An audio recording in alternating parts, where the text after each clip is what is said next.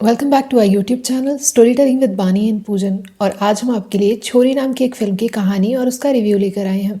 इस फिल्म को 7.4 रेटिंग मिले हैं आउट ऑफ 10 और इसे 75% लोगों ने लाइक किया है। ये फिल्म 26 नवंबर 2021 को रिलीज हुई है और इस फिल्म में आपको नुसरत, सौरभ गोयल, मीता वशिष्ठ और राजेश जैस मुख्य भूमिकाओं में नजर आएंगे। कहानी की शुरुआत एक गर्भवती औरत से होती है जो काफ़ी ज़्यादा डरी हुई है। ये औरत अपनी जान बचाने के लिए गन्ने के खेतों में भाग रही है, लेकिन कोई उसे चाकू देता है और इस चाकू से वो अपने पेट को काट लेती है। यहाँ से सीन सीधा शिफ्ट होता है साक्षी यानी कि नुसरत पर, जो कि प्रेग्नेंट है। वो बच्चों से जुड़ा हुआ एक एनजीओ चलाती हैं और अपने पति के साथ एक खुशहाल जीवन व्यतीत कर रही हैं। साक्षी के पति का नाम हेमंत है और वो पेशे से एक बिजनेसमैन है। उनकी ज़िंदगी में सब अच्छे से चल रहा होता है कि तभी एक रोज़ जब रात को साक्षी की आंख खुलती है तो वो देखती है कि उसके पति को कुछ लोग मार रहे हैं। साक्षी के पूछने पर हेमंत उसे बताता है कि उसने चंदेल नाम के एक गुंडे से कुछ पैसे उधार लिए थे। जो हेमंत का सप्लायर था वो सारे के सारे पैसों को लेकर भाग गया, तो अब हेमंत के पास चंदेल को देने के लिए पैसे नहीं हैं। नुसरत जब हेमंत की सारी बातें सुनती है तो वो उससे कहती है कि उन दोनों के लिए यहाँ रहना बिल्कुल भी सेफ नहीं है और काश ऐसी कोई जगह होती जहाँ वो दोनों छुप सकते। ऐसे में हेमंत को अपने ड्राइवर कजला की याद आती है। वो कजला को अपने पास बुलाता है और कजला उन दोनों को अपने गाँव ले जाने की बात कहता है। वो हेमंत से कहता है कि उसका गांव यहाँ से ठीक 300 किलोमीटर दूर हरियाणा में है। उसका गांव ऐसी जगह पर है जहाँ पर नेटवर्क तक नहीं आता, इसीलिए किसी का भी उन दोनों को ढूंढ पाना नामुमकिन है। वो दोनों ही कजला पर बहुत ज़्यादा भरोसा करते हैं, इसीलिए वो दोनों वहाँ से उसके घर के लिए निकल जाते हैं। बहुत घंटों तक ड्राइव करने के बाद कजला उन्हें अपने गाँव तक पहुँचा देता है। वो खुद गाड़ी पार्क करने के लिए चला जाता है और उन दोनों को खेतों के बीच में से एक रास्ता दिखाता है। हेमंत और साक्षी उस रास्ते पर बहुत देर तक चलते रहते हैं, लेकिन इतनी देर तक चलने के बावजूद भी वो लोग कजला के घर को ढूंढ नहीं पाते। साक्षी प्रेग्नेंट है और वो ज़्यादा चल नहीं सकती, इसीलिए हेमंत उसे वहीं पर बिठाकर खुद घर ढूंढने के लिए निकल जाता है। साक्षी को वहाँ बैठे बैठे काफ़ी ज़्यादा देर हो जाती है और इसी दौरान उसकी आंख लग जाती है। जैसे ही उसकी आंख खुलती है वो देखती है कि अंधेरा हो चुका है और हेमंत वहाँ कहीं भी नहीं है। हेमंत जिस डायरेक्शन में गया था साक्षी भी उसी डायरेक्शन की तरफ निकल जाती है। बहुत देर तक चलने के बाद उसे एक घर दिखाई देता है और जैसे ही वो उस घर के अंदर जाती है वो देखती है कि हेमंत वहाँ पर किसी औरत के साथ खड़ा है। इस औरत का नाम भानु देवी था और ये कजला की बीवी थी। साक्षी जैसे ही हेमंत को देखती है वो उसके गले से लग जाती है और हेमंत और भानु उसे कहते हैं कि हेमंत उसे काफ़ी देर से खेतों में ढूंढ रहा है, लेकिन इतना ढूंढने के बावजूद भी वो उसे कहीं नहीं मिली और इसके बाद वो घर वापस आ गया। इतना सब होने के बाद साक्षी चैन की सांस लेती है और उसके बाद वो लोग खाना खाने के लिए बैठते हैं। हेमंत और कजला को खाना परोसने के बाद जैसे ही साक्षी खाना खाने की बात कहती है तो भानु उसे कहती है कि उन लोगों को मर्दों के बाद खाना खाना होगा। साक्षी को ये सुन के बहुत ज़्यादा अजीब लगता है और उसे इस बात का एहसास होता है कि यहाँ के लोग आज भी दकियानूसी परंपराओं का पालन करते थे। हेमंत और साक्षी की जो भी बात हुई थी उसके अनुसार उन्हें वहाँ पर कुछ ही दिन बिताने थे, इसीलिए साक्षी किसी भी हाल में रहने के लिए तैयार थी। रात को वो जैसे तैसे वहाँ पर सो जाती है और सुबह होते ही खेतों में घूमने के लिए निकल पड़ती है। वहाँ पर घूमते घूमते उसकी नज़र घर के पिछले हिस्से पर पड़ती है। जब वो भानु से पूछती है कि घर का ये हिस्सा इतना सुनसान क्यों है तो वो उसे बताती है कि यहाँ पर उसके पति का छोटा भाई रहा करता था। किसी वजह से उसके देवर की मौत हो गई और उसकी मौत के बाद किसी ने भी इस हिस्से को इस्तेमाल नहीं किया। साक्षी और हेमंत की जब बात होती है और साक्षी को ये पता चलता है कि हेमंत उसके बिना ही शहर जाने वाला है तो वो बहुत ज़्यादा डर जाती है। वो उससे बार बार इस बात के लिए कहती है कि उसे भी उसके साथ ही जाना है, लेकिन हेमंत साफ इनकार कर देता है। साक्षी भानु को ताई कहकर बुलाने लगती है और भानु भी उसका बहुत अच्छे से ख्याल रखती है। साक्षी को उसके साथ बिताया हुआ वो दिन इतना ज़्यादा पसंद आता है कि वो उसे कहती है कि इतने दिनों में उसे अपने माँ की कभी भी कमी महसूस नहीं हुई। शाम को हेमंत जब खेतों से वापस आता है तो वो हेमंत से कहती है कि अब उसे भानु के साथ रहने में कोई भी दिक्कत नहीं है, इसीलिए अगर हेमंत उसके बिना शहर जाना चाहता है तो वो जा सकता है। अगली रोज हेमंत शहर के लिए निकल जाता है और साक्षी भी घर के आसपास टहलने लगती है। वहीं घूमते हुए उसकी मुलाकात रानी से होती है, जो कि वही औरत है जिसे फिल्म की शुरुआत में दिखाया गया था। साक्षी जब रानी को देखती है तो उसे काफी ज्यादा अजीब लगता है, क्योंकि वो बहुत ज्यादा डरी हुई है और उसके पेट पर एक बहुत बड़ा कटने का निशान है। लेकिन इससे पहले कि साक्षी और रानी की कोई बात होती, भानु वहां पर आ जाती है और वो वहां से रानी को भगा देती है। रानी के बारे में बताते हुए भानु साक्षी से कहती है कि रानी उसके बेटे राजवीर की बीवी थी। जब रानी 8 महीने प्रेग्नेंट थी तो एक बार वो घूमते घूमते खेतों में चली गई। वहां पर ना जाने कैसे लेकिन उसका पैर फिसल गया। वो पेट के बल जाकर गिरी और उसके बाद वहीं पर उसके बच्चे की मौत हो गई। उसकी हालत बहुत ज़्यादा ख़राब थी और इसीलिए उसके पेट को काट कर बच्चे को बाहर निकालना पड़ा और यही वो वजह है कि उसके पेट पर वो कटने का निशान था। साक्षी ये बात नोटिस करती है कि जैसे ही रात होती है रानी को घर से दूर ले जाया जाता है।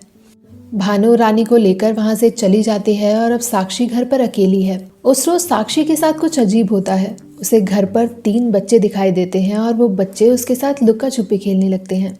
साक्षी उन्हें बुलाने की या उनसे बात करने की भरपूर कोशिश करती है लेकिन वो बच्चे उसके आसपास से गुजरते हुए वहां से निकल जाते हैं।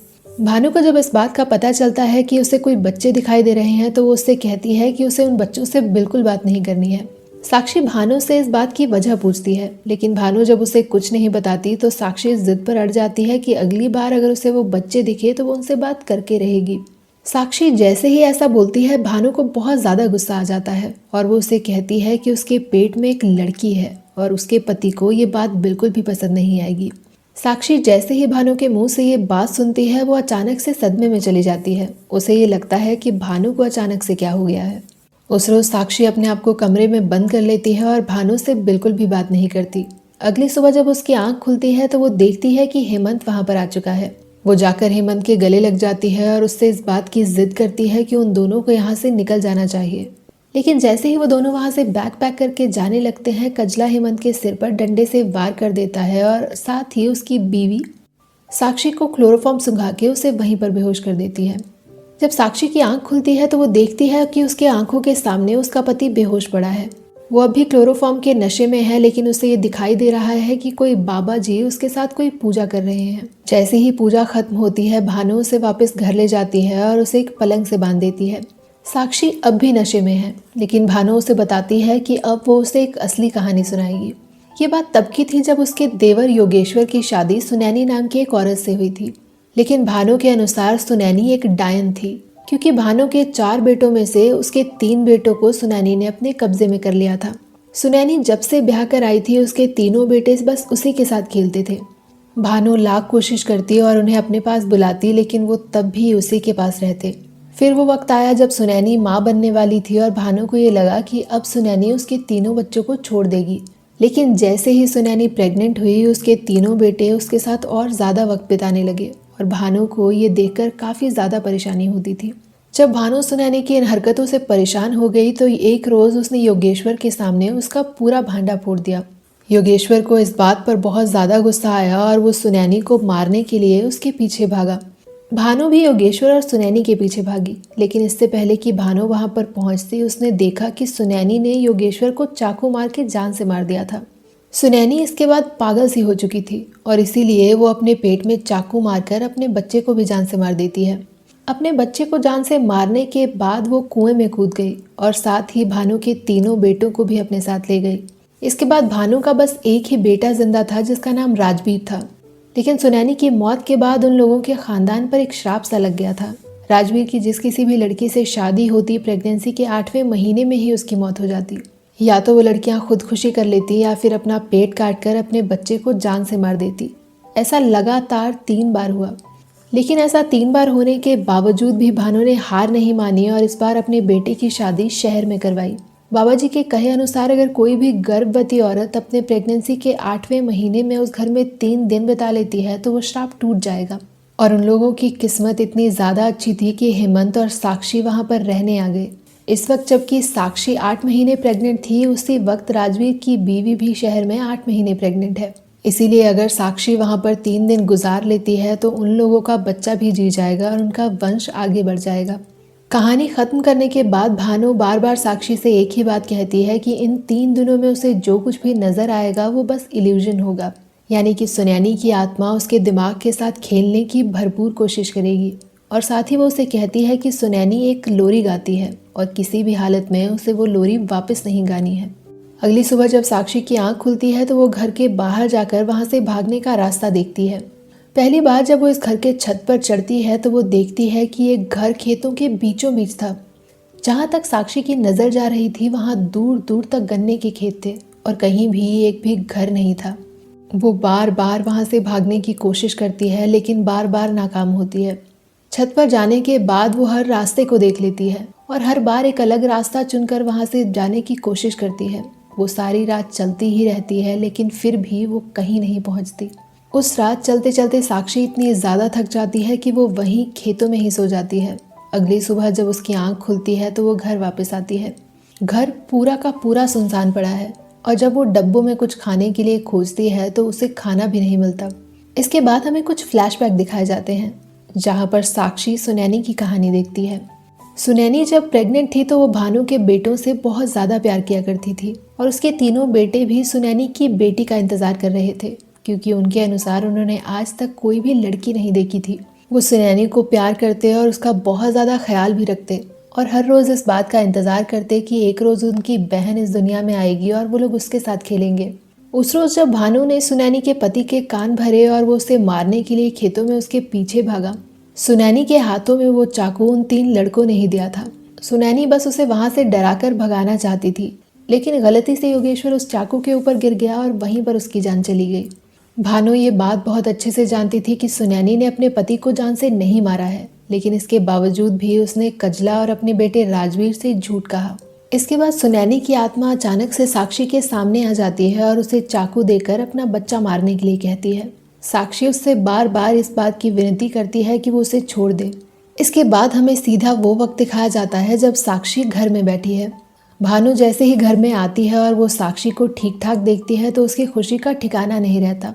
अभी भानु साक्षी से बात कर ही रही होती है कि उसी वक्त वहाँ पर हेमंत और कजला भी आ जाते हैं। हेमंत अब साक्षी के पास आता है और वो उससे कहता है कि वो दोनों वहाँ पर सेफ नहीं हैं और इसीलिए उन दोनों को वहाँ से शहर चले जाना चाहिए। साक्षी अब सब लोगों से कहती है कि उसे सच पता लग गया है, क्योंकि सुनैनी ने उसे पूरा सच बता दिया था। असल में योगेश्वर की मौत के बाद उन लोगों ने सुनैनी को जला के जान से मारने की कोशिश की, लेकिन उस अधजली हालत में भी उसने अपनी बच्ची को जन्म दिया। लेकिन वो लोग उसकी बच्ची को उठाकर ले गए और उसे कुएं में फेंक दिया, क्योंकि उन्हें ऐसा लगता था कि ऐसा करने से उनकी फसल अच्छी होगी। कजली को जब इस बात का पता चलता है तो उस अधमरी हालत में भी वो अपनी बच्ची को बचाने के लिए आती है और उसे बचाते बचाते वो कुएं में कूद जाती है। लेकिन क्योंकि भानु के तीनों ही बेटे अपनी बहन और सुनैनी को बहुत ज़्यादा प्यार करते थे, इसीलिए वो उन दोनों को बचाने के लिए साथ में कुएं में कूद जाते हैं। हैरानी की बात तो ये थी कि सुनैनी ने राजवीर की किसी भी पत्नी की जान नहीं ली थी। उसने हर बार उन औरतों के बच्चों को जान से मारा और उन औरतों को जीने के लिए अकेला छोड़ दिया। लेकिन जब राजवीर और उसके परिवार को ये पता चला कि अब ये औरतें बच्चे नहीं पैदा कर सकती तो उन लोगों ने खुद कुल्हाड़ी से उन्हें जान से मारा था। रानी ही राजवीर की इकलौती ऐसी पत्नी थी जिसे जिंदा छोड़ दिया गया था, क्योंकि वो गूंगी हो चुकी थी और वो अपना सच किसी को भी नहीं बता सकती थी। इसके बाद साक्षी हेमंत को राजवीर कह के बुलाती है, क्योंकि हेमंत ही असल में राजवीर था, जो कि भानु और कजला का बेटा था। साक्षी वहां से जाने लगती है और उसके हाथ में जो चाकू था वो उसे घर के बाहर ही छोड़ देती है। राजवीर जब ऐसा होते हुए देखता है तो वो चाकू उठाकर उसके पीछे आने लगता है, लेकिन रानी तभी कुल्हाड़ी से राजवीर के ऊपर वार कर देती है और उन तीनों को जान से मार देती है। वहां से जाते जाते जब साक्षी रास्ता भटक जाती है तो वो तीनों लड़के आकर उसे सही रास्ता दिखाते हैं और इसी तरह से साक्षी के साथ साथ रानी भी वहां से निकल जाती है। अगर आप लोगों ने द टॉल ग्रास मूवी नहीं देखी है तो ये फिल्म आपके लिए एक बहुत ही रोमांचक अनुभव हो सकती है, क्योंकि अगर हम ये कहें कि ये फिल्म द टॉल ग्रास से इंस्पायर्ड थी तो ये बिल्कुल भी गलत नहीं होगा। ओवरऑल इस फिल्म की जो रेटिंग है वो काफ़ी ज़्यादा सही है, क्योंकि इस फिल्म को देखते वक्त आप बोर तो बिल्कुल भी नहीं होंगे। सस्पेंस थोड़ा सा पुअर है, क्योंकि हमें कहानी के बीच में ही इस बात का अंदाज़ा हो जाता है कि हेमंत ही राजवीर है, लेकिन फिर भी फिल्म में कुछ एक ऐसे सीन्स हैं जिनमें आपको ये भरोसा दिलाने की कोशिश की जाएगी कि हेमंत और राजवीर दो अलग लोग हैं। अगर हम सबकी परफॉर्मेंसेस की बात कहें तो सब लोगों ने काफ़ी अच्छा परफॉर्म किया है, लेकिन स्पेशली मीता वशिष्ठ ने जिस तरह से एक हरियाणवी कैरेक्टर को कैरी किया है वो काफ़ी ज़्यादा सराहनीय है। नुसरत को हमने आज तक बहुत अलग प्रोजेक्ट्स में देखा है और ये फिल्म उनके हिसाब से काफ़ी डिफरेंट है, लेकिन फिर भी आपको नुसरत की परफॉर्मेंस काफ़ी ज़्यादा पसंद आने वाली है। तो हमारी तरफ से हम इस फिल्म को थम्स अप देते हैं और अगर आप चाहें तो आप इस फिल्म को देख सकते हैं, क्योंकि डेफिनेटली एक वन टाइम वॉच तो है। अगर आपने ये वीडियो पूरी देखी है तो thank you so very much हमारी वीडियो के साथ जुड़े रहने के लिए। और अगर आप हमारे चैनल पर नए हो और आपको ये वीडियो पसंद आई है तो आप हमारे चैनल को सब्सक्राइब कर सकते हो। Thank you so very much guys and stay tuned. Bye bye.